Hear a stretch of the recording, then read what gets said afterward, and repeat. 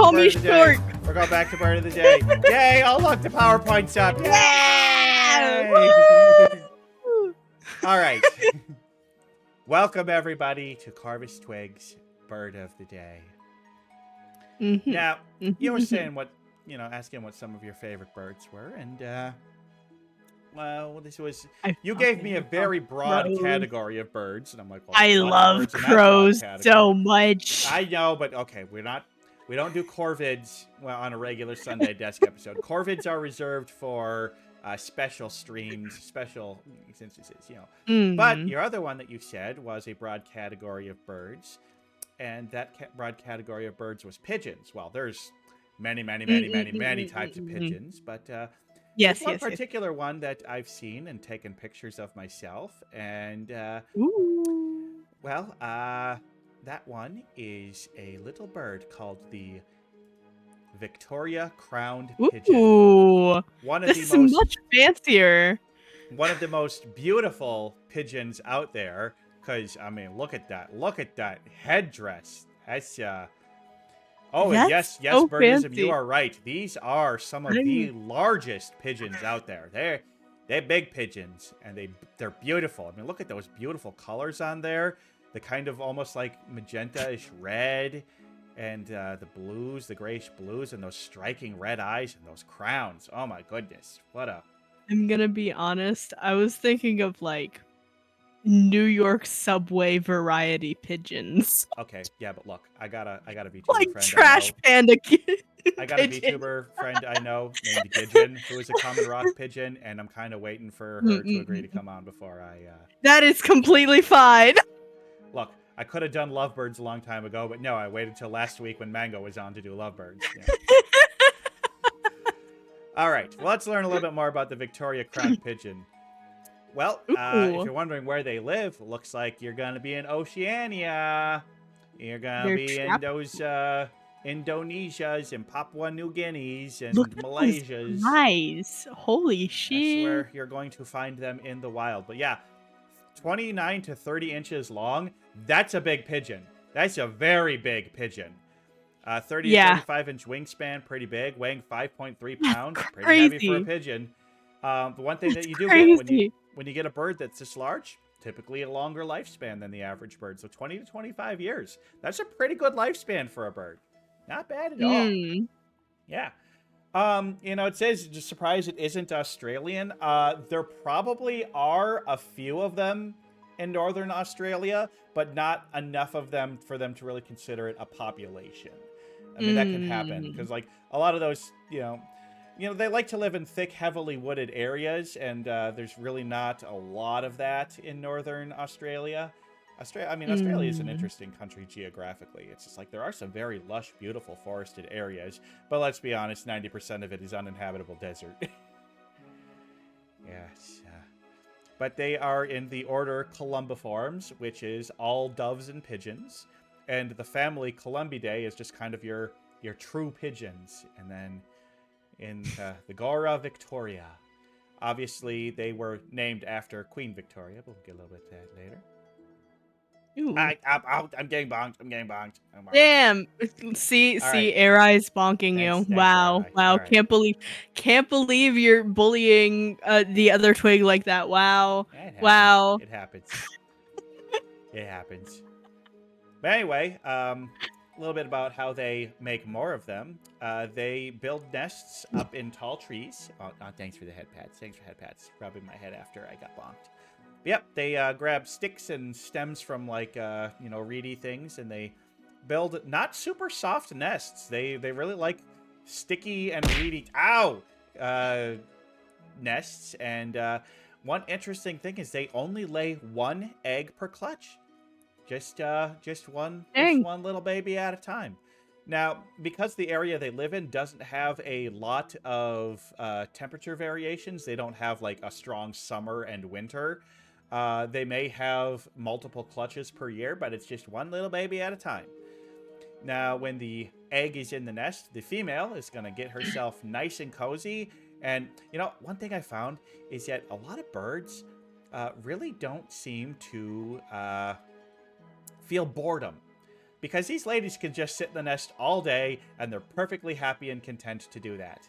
And I think that's interesting. I wish I could do They that don't get bored. sometime. They're just like, I'm just going to sit here and keep my baby nice and warm. And now the males are going to guard her, keep predators away. So if there's an intruder in the area, he'll violently attack them and chase him away. And also, he will go out and he will forage for food, and he will bring food to her. So that's super nice. He got I feel that. a little No, manservant. I Yeah. 100% would sit in my bed staring at the ceiling all day, And doing nothing. both parents, once the baby is born, both parents are going to take turns flying off, grabbing food, coming back, feeding the chick. So that's very nice. So it's always good to see dads who are involved in the raising of their children, unlike you stupid little hummingbirds, where you just mate, buzz off. Literally, you're a hummingbird and you buzz. Damn. Yeah, hummingbird dads are the worst. Oh, although cowbirds and cuckoos are the worst because they just lay their eggs in someone else's nest to make someone else's problem. That's crazy. Holy shit. Oh yeah. Go look at my past episodes and look up the brown-headed bird cowbird drama in the wild. And the cuckoo. But here's the thing: is that these guys are monogamous. And they do find that the same males tends to stick with the same female for long periods of time, but there hasn't been enough study to show if they do truly mate for life, or if it's something that just lasts for a year or two, or maybe a little bit longer than that.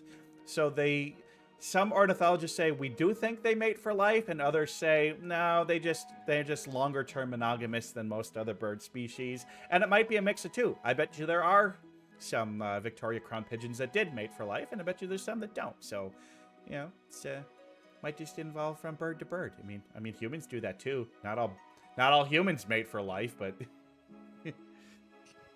I sure say I'm sure. But yeah, I think it's cute. Look at that little baby down there, just like a little teenager with mama It's hanging so out behind her. tiny. So tiny. It's relatively tiny. Yeah, and just doesn't have the full crown, just like a little princess crown, Yeah. little tiara, something like that. So cute.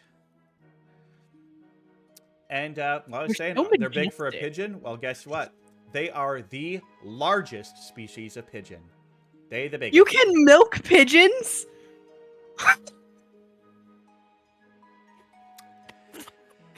Yeah. Okay. Well, let's get right to that. So they called pigeon milk. Now, pigeon milk is not produced in a mammary gland like a mammal does, but they have a special part of their stomach where they eat foods, and it kind of grinds up and makes it into a white, milky-like substance that they then regurgitate, that the babies eat. And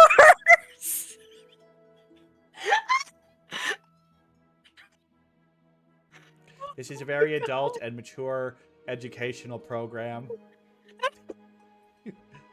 Talk about pigeon milk. Now we know that Twig is going to New York City, grabbing a pigeon and squeezing its neck while holding it upside down, trying to squeeze out the pigeon milk and fill up a bottle so that she can sell fresh squeezed pigeon milk. No. I'm not milking the pigeons, okay?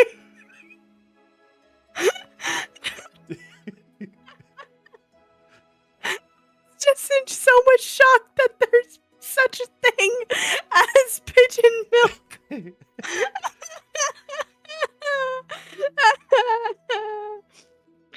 Oh God! No, pigeon milk is produced in their stomachs. They eat certain types of foods. It gets ground up inside their insides into a white paste-like substance that they regurgitate and use to feed their babies. It's gross as hell. It is not milk in any sense of the actual word milk. It just has the same color and consistency. Gross. Yeah. It's like, it is actually a lot like oat milk, because it is, but yeah, it's got a no. Don't. Let's move on. Okay, let's move on. Did you know that when they take off flying, they make like their initial flap to get into the air? Because they're bigger and heavier than other pigeons, that first flap to get airborne requires a little bit more effort, and it makes kind of a loud clapping noise. Oh, dang. And so when you first start flapping your wings, so the air around it, if you like see they can do like air things, and it creates like a little bit of a vortex. And this flap thing actually reduces those vortexes, making it easier for them to take off. They've done like these cool slow motion things in like dusty areas and like checking the wind things. And it's really cool how they take off. I saw a really cool YouTube so video, but it's like 20 cool. minutes long. And I'm not going to paste it on here, but look it up and like look up pigeon vortex thing. It's pretty cool. Pigeon vortex. Yes. Oh my god. And as I That mentioned sounds earlier, like they a were really named after insane Queen mechanic. Victoria. So, you know, they're very sexually repressed and, you know, had Jack the Ripper hanging around and you know, a lot of vampire stories take place around them, you know, stuff like that. What is it with Victorian era stories and vampires? I don't get. Are they Victorian era or are they romantic? They were discovered by colonizers in the Victorian era, and so they were like, we're going to name this bird after our queen.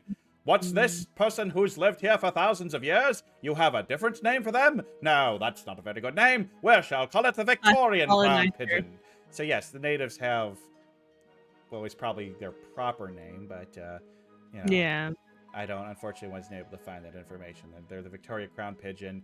Like that's just the way, unfortunately, it is that the ornithologists and other zoologists that named most of the animals, it was extremely Eurocentric. It's just the way it is. Yep. Yeah.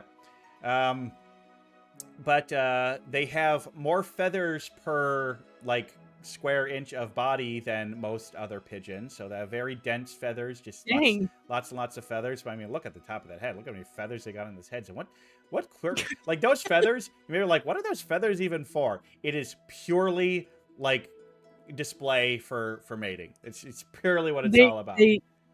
They just slay the day away. Yeah. They can't help it. They're just so silly slay. Yeah. But the amazing thing is that often something like that, you would only see it in the male of the species, but both males and females have nice, cool crests. Oh. Yeah. They the males and the females are very, very difficult to tell apart. I think the males are very slightly bigger and might have slightly more vibrant colors, but they're pretty close. They're pretty close. To the layman, you wouldn't really be able to tell. Now, here's an interesting thing: is most pigeons have a gallbladder, and they don't. Also, most pigeons have oil glands that like secrete an oil that covers their feathers and helps them, you know, more moisture resistant, and they don't have that either. So that's kind of interesting. I wonder why. Maybe it's the like climate they're in. Yeah, possibly. I'm sure it is. I mean, evolution works in mysterious ways that they just didn't need it, and there was some advantage that it did that. Now, the sad thing is that they are not endangered, but they are near threatened. So near threatened is the step below least concern. So it means that they are seeing population declines, which is unfortunate. And unfortunately, one of the reasons is that it's human hunting is the primary reason. And habitat loss is, of course, the second reason. Because, yeah, it turns out that these pigeons are kind of big and apparently kind of tasty. Oh, no. Yeah. They're big, so, you know, somebody could kill a wild one of these and feed their family for the night. So, you know. That's unfortunate. Yeah, but it is. Some birds are delicious. Usually, you know, most humans are only going to eat birds that we consider to be foul, such as, you know, ducks, geese, chickens, pheasants, turkeys. But pigeons, after the two, you know, landfowl and waterfowl, pigeons are the number 3 most eaten birds on the planet. So. Yeah. I mean, the passenger pigeon numbered in the billions in the early 1700s, and we ate them into extinction. And by we, I mean you filthy humans. Yeah. You ate your own kind. Wow. Hey, you know, a lot of birds eat other birds. Wow. You say your own kind. I can't believe you. You ate another being into extinction. I don't even eat birds. Humans did that. Well. Humans did that. I didn't do that. I didn't do that. Besides, they were extinct well Mhm. before I was even Mhm. born. It wasn't me. It wasn't me. Sure. Ow, ow, ow, ow, ow, ow, ow, ow, ow. Okay, see, I just got murdered by Casio. So, anyway, one interesting thing is that these birds actually do pretty good in captivity, and the captive population is higher than the wild population. So there's very, don't know very what little chance of them going extinct simply because they do thrive so well. And in fact, if you go to a zoo or an aviary that, you know, or zoo with an aviary, there's probably going to be Victoria crowned pigeons there. They're very easy to care after. They I do have to well on keep their my eye own. out for them. They thrive in captivity. So yeah, if you go to an aviary, you're probably going to see them. I know Birdism was talking about seeing a Victoria crowned pigeon at their local aviary, and they had some over at the Minnesota Zoo, which I've seen, and they're very pretty. They're cool to see in person. I should keep my eye out for them. I don't think I've ever seen one, but Well, I also don't go to zoos very often, so. I have a conflicted viewpoints on zoos because I feel like it's not even close to the best environment for the animals living there, but I also understand that the value and the conservation efforts that they do and the money they raise is also very important. It's a let's just put it this way, it's complicated. And some zoos are far Yeah. better than others. Mm. But my final thoughts on the Victoria crowned pigeon, it's just like, well, I mean, I'm not a super big into pigeons guy, but you know, I really like these guys. They're very They're a pretty. very odd shape. Yeah. Well, I mean, when you're the largest species of your order, that does kind of Yeah. have some like, look, the raven is in the same order as the goldfinch, and they don't look too much alike, do Oh. they? Oh. But I mean, passerines are. That's crazy. I didn't know that they were related. Oh yeah, yeah. It's called passerines. Over half of all birds are in the order passerine, and then there's many, many large families in there. So under the order passerine, you have the family Corvidae, which includes, you know, me, ravens, but also jays and Yo. magpies. But then, you know, like finches are their own family, and like robins are their own family, and tits are their own family, and you know, just think of like any kind of like little perching bird. It's probably going to be a passerine, and we're not talking about passerines. We're talking about pidgerines, and that's what it should be called. Yeah, I was looking at this picture right there. Their legs kind of look like they have like giraffe patterns on them. They do. It's like It's so giraffe cool. pattern. Yeah, the Victoria crowned pigeon. I think they're great. I think it's neat that, you know, they may be made for life. I think they're very pretty, you know. But They're otherwise, silly little behavior-wise, guys. they're just pigeons. They're just they pidge around. They do what pigeons do. I love pigeons. They're dumb I as love hell, pigeons so but much. they're so just silly. good little guys. They're just good goofy little guys, just kind of doing their thing. So, you know, got nothing against them. They're just big little cute pigeons. I said big little. That's fine. It's okay. They're pigeons. They're pigeons. No, that's apt description. I want to That is just 100% like accurate. gently run my my talon through their feathered hair. Just feel how that feels. Just very gently, not to hurt it. I want to feel those feathers. I want to know what they feel like. How soft are they? You know, just run something gently through. I bet it feels real nice. I want to hear what they sound like. I should look at this after stream. Squishy. Yeah, well, I mean, that's the case with any of the birds that I do. Other people have done better videos on YouTube detailing it. But, you know, I don't have time to put together a video essay every single freaking week on a bird. Pictures and text, that's what I do. Yeah, I like it. What are your final thoughts? What do you think, Twig? What do you think of? Silly pigeon. Silly Pretty pigeon. Pretty pigeon, yeah. Ah! I love pigeons so much. They're just silly little guys doing silly little pigeon things. Yeah, and really what more is there to say than that? We like them, and there we go. So we're going to call this bird of the day done, and we're going to head on back to the studio.